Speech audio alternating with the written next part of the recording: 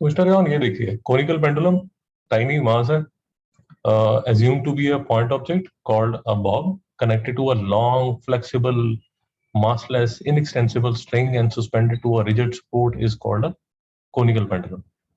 तो बहुत ज्यादा इंग्लिश लिखी हुई है, उसका सिंपल सा मतलब ये है कि ये कोनिकल पेंडुलम है। अरे कोई डाउट है? No sir. अच्छा, उसमें सिर्फ ये देख लीजिए कि ये जो यूजुअली हमारे दिमाग में जब पेंडुलम के बारे में बात आती है तो एक थोड़ी सी कंफ्यूजन आ जाती है कि हम छोटी क्लासेस में जब पेंडुलम को का जब भी ट्रीटमेंट करते हैं तो हम उसको ऐसे ऐसे ऐसे मूव करते हैं। मेरी बात समझ में आई? बट ये केस में आपका जो पेंडुलम है वो ऐसे सर्कुलर मोशन कर रहा है। मधु जी समझ आ गया? हाँ सर। तो ये अपने दिमाग में जो डाउट है उसको क्लियर कर लीजिए, और इसीलिए इसको बोल दिया जाता है कोनिकल पेंडुलम। कोनिकल पेंडुलम क्यों बोल दिया जाता है? Because effectively it will make a shape like this. तो कोन की तरह शेप बना देता है, इसमें ये स्ट्रिंग से आपने बॉब लगाया हुआ है, ये स्ट्रिंग से बॉब लगाया हुआ है, और ये ऐसे घूम रहा है। रेवंत जी पिक्चराइज कर पा रहे हैं? जी सर। ओके, थोड़ी सी इसमें ट्रिग्नोमेट्री है, वो ट्रिग्नोमेट्री भी समझ लीजिए, अभी समझ लीजिए, क्योंकि फिर आगे उतना कम टाइम लगेगा।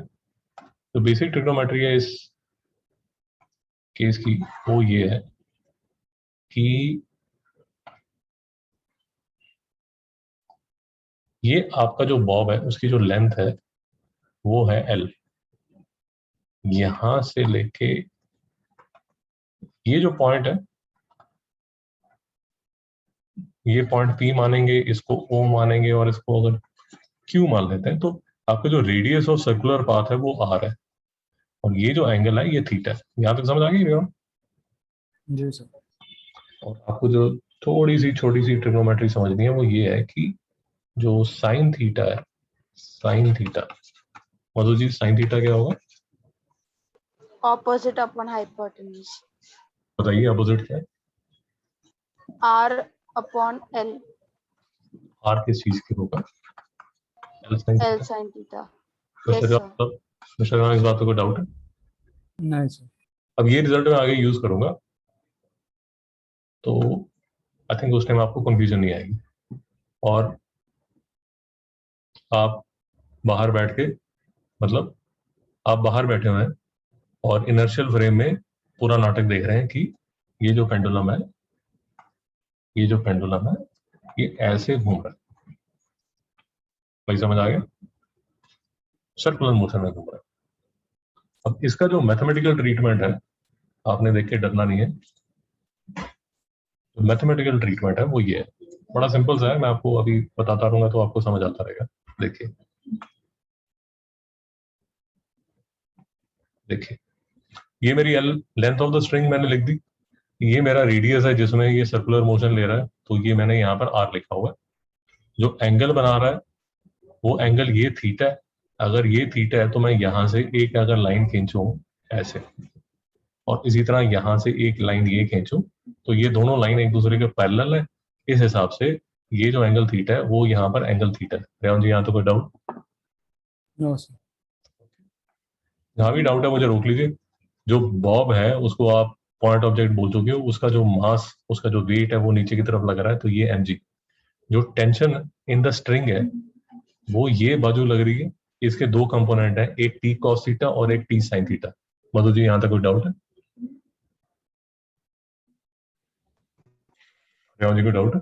No sir. No sir. अगर आपको नींद नहीं आ रही तो पहले तो देखिए, अगर ये जो mg है, ये जो वेट है, इसको सपोर्ट कौन कर रहा है? ये टी कॉस थीटा कंपोनेंट। तो इसलिए ये पहली इक्वेशन लिख ली, T cos theta is equal to mg। ये आपकी टेक्स्ट बुक में इक्वेशन 1.6 है। अब लास्ट लेक्चर में चीख चीख के एक बेसिक फंडे की बात हो रही है कि ये जो कंपोनेंट टी साइन थीटा है, ये जो कंपोनेंट टी साइन थीटा है, इसकी रिस्पॉन्सिबिलिटी है सेंट्रीपिटल फोर्स प्रोवाइड करना। नहीं समझ में आ रहा? समझा सर। भाई सर्कुलर मोशन में सेंट्रीपिटल फोर्स तो चाहिए। अब इस केस में लास्ट लेक्चर में बड़ी डिटेल में बात हुई थी कि इस केस में जो सेंट्रीपिटल फोर्स प्रोवाइड करने वाला है वो कौन सा कंपोनेंट है? वो टी साइन थीटा कंपोनेंट है। रेवंत जी को डाउट तो नहीं बेटा? No sir. जिसको मैं M V square by R लिख रहा हूँ, आपकी किताब वाला उसको सिर्फ ओमेगा स्क्वायर बाय आर लिख रहा है, इसमें कोई टेंशन की बात नहीं है। और ये टी साइन थीटा जो कि मुझे M omega square R provide कर रहा है, ये आपकी टेक्स्ट बुक में इक्वेशन 1.5 है। मधु जी कोई डाउट? No, sir. देखने में बड़ी कैलकुलेशंस है, बट वो जो कैलकुलेशन बहुत सिंपल है, सो डोंट गेट पैनिक कि इतना ज्यादा मैथ्स कहां से आ गया, पैनिक मत होइए। ओके, अब मैंने 1.5 को पकड़ा, ये देखिए ये वाली 1.5 इक्वेशन को पकड़ा, तो इससे मैंने जो ओमेगा स्क्वायर की वैल्यू है, ओमेगा स्क्वायर की जो वैल्यू है उसको T sine theta upon M R लिख दिया। अरे जी कोई डाउट है? No, sir. ओके, फिर मैंने 1.6 को पकड़ा। 1.6 कौन सी थी? ये वाली इक्वेशन। इस केस में मैंने जो टी की वैल्यू है उसको mg बाई कॉस थीटा लिख दिया। मधु जी कोई doubt? No, sir. No doubt. बेटा आपने अपने हाथ से ये कैलकुलेशन करनी है आज के लेक्चर के बाद, नहीं तो Okay, sir. नेक्स्ट टाइम ऐसे फोर्सेस आएंगे तो आप समझ नहीं पाएंगे, हाँ ही करके लेक्चर खत्म हो जाएगा। तो अब आपने क्या किया, ये वाला जो टी है उसको डाल दिया यहाँ। Mister Rayan, you are with me? Mister Rayan, जी सर। ओके। अपने हाथ से आपने कैलकुलेशन करनी है, मेरे कैलकुलेशन करने से आपको नहीं समझ आने वाला जब तक आप खुद नहीं करेंगे।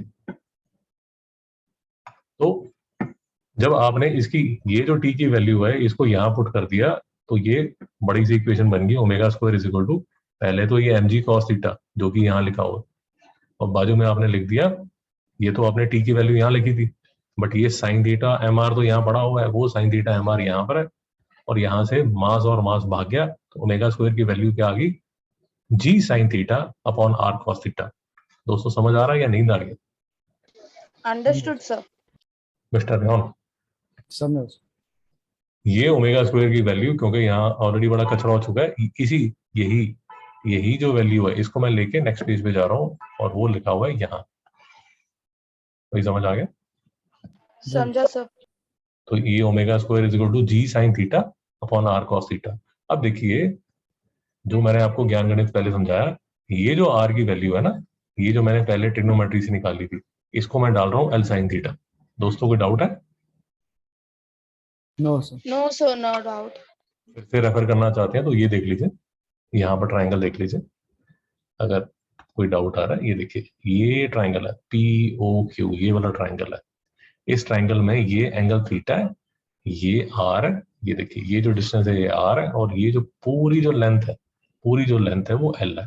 तो ये यहाँ पर मैंने कैलकुलेट किया हुआ है आर की वैल्यू एल साइन थीटा। ये आर की वैल्यू एल साइन थीटा मैं यहाँ डालने वाला हूँ, ये देखिए ये मैंने यहाँ डाल दिया। तो ये g sine theta upon l sine theta cos theta. भाई कोई डाउट आ रहा है यहाँ पर? No, sir. No doubt. फिर से आपने ये साइन थीटा और ये साइन थीटा कैंसिल कर दिया, और ये बन गया g upon l cos theta. Mister Ryan, any doubt? No sir.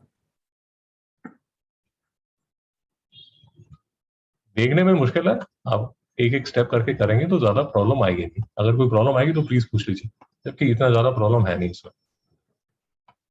तो ओमेगा स्क्वायर की वैल्यू याद रखिए, ये ओमेगा स्क्वायर है। ओमेगा स्क्वायर की जो वैल्यू है that is g upon l cos theta.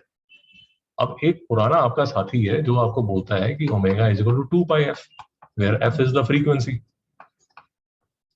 यहां से एक और रिलेशन आप हमेशा निकालते आए हैं, ये आ जाएगा टी वाई, क्योंकि टी है टाइम पीरियड, और हमारा 8th क्लास का साथी frequency is equal to 1 upon time period आज भी हमारी हेल्प कर रहा है। रेयन जी कोई डाउट है? No sir. तो ये सब तामझाम मैं क्यों कर रहा हूँ? ये इसलिए कर रहा हूँ क्योंकि ये ओमेगा 2 पाई एफ जो है, ये 2 पाई बाई टी है, और 2 पाई बाई टी, देखिए ध्यान से देखिए, कंफ्यूज मत होइए, ये ओमेगा स्क्वायर की वैल्यू है। अगर ये ओमेगा स्क्वायर की वैल्यू जी l cos theta, omega square की वैल्यू जी अपॉन एल कॉस थीटा, तो ओमेगा की वैल्यू क्या होगी? जी अपॉन एल कॉस थीटा का रूट। रेयन जी डाउट आ रहा है? नहीं सर। तो ये चुपचाप मैंने यहाँ रख दिया यहाँ। अब इसके बाद अगर आप कंफ्यूज हो रहे हैं तो मैं ये सब तामझाम मिटा देता हूँ, ताकि आपको डर ना लगे कि अंकल ने सारी स्क्रीन पे इक्वेशंस भर दी। तो ये सारी की सारी मैं साफ कर देता हूँ, इसकी भी मुझे जरूरत नहीं है।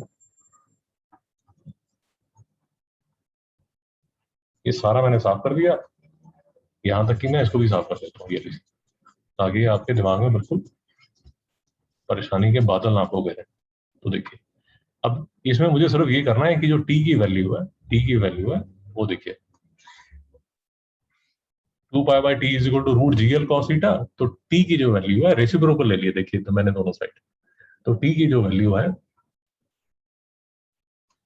अगर आप कंफ्यूज हो रहे हैं तो मैं यहाँ फिर से ये लिख देता हूँ, T upon 2 pi is equal to l cos theta by g. ये देखिए अब ये स्टेप के बाद ये स्टेप है और ये स्टेप के बाद ये स्टेप है। तो टी की वैल्यू क्या आ गई, ये जो 2 पाई है ये बैठ गया यहाँ पर, और कुछ गड़बड़ भी है क्या यहाँ पर? हाँ यहाँ गड़बड़ हुई है, ये 1/2 पाई नहीं आएगा, ये 2 पाई आएगा। श्रेयांश जी समझ आया? जी सर। मधु जी समझ आ गया? हाँ सर। वो जो गड़बड़ हुई थी वो मैंने ठीक कर दी। तो ये जो टी है ये किसके, क्योंकि ये यहाँ पर आगे बैठ जाएगा तो ये बन गया 2 पाई, और जो एफ की वैल्यू है वो 1/2 पाई। ये चमत्कार कैसे हो गया? ये चमत्कार हो गया T is equal to 1/f से। तो आपने बेसिकली ये सारे का रेसिप्रोकल कर देना है।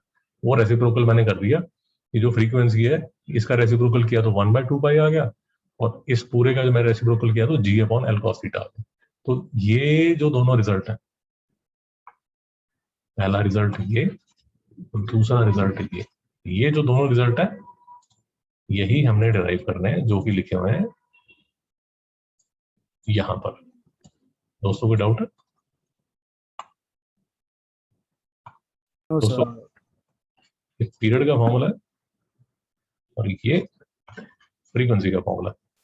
इस मधुबी का कोई doubt? No sir, no doubt. आपने ये डेरिवेशन फिर से करनी है और मेरे लिए एक छोटा सा काम आपने करना है, क्योंकि इसमें एक दो छोटे छोटे से क्वेश्चन बन जाते हैं। आप इसको पढ़ के देखिए, अगर आपको समझ आता है ठीक है, नहीं तो नेक्स्ट टाइम 5 मिनट लगेंगे और ये समझ लेंगे। पहले तो आपने ये समझना है कि ये क्या लिखा हुआ है, ये फर्स्ट पार्ट क्या लिखा हुआ है। दूसरा आपने ये समझना है कि ये क्या लिखा हुआ है, और तीसरा आपने समझना है कि ये क्या समझा हुआ है, और चौथा आपने समझना है कि ये क्या लिखा हुआ है। दोस्तों समझ आया? Okay sir. ये आपकी अंडरस्टैंडिंग के लिए, आपको समझ आना चाहिए, आपको समझ आना चाहिए। अगर आपको नहीं समझ आएगा तो नेक्स्ट टाइम आपको समझा दूंगा। मैं आपको बता दूं कि इसके लिए आपने यूज क्या करना है। इसके लिए सिर्फ आपने ये 2 इक्वेशंस यूज करनी है मिस्टर राम। जी सर। कौन सी इक्वेशन? एक इक्वेशन ये और दूसरी इक्वेशन ये प्लीज एक बार अपने हाथ से इसको डिराइव कर लीजिए, नहीं तो ओके सर। जो डेरिवेशंस है उसमें कुछ समझ नहीं आएगा कि हो क्या रहा है। रेवान जी करेंगे?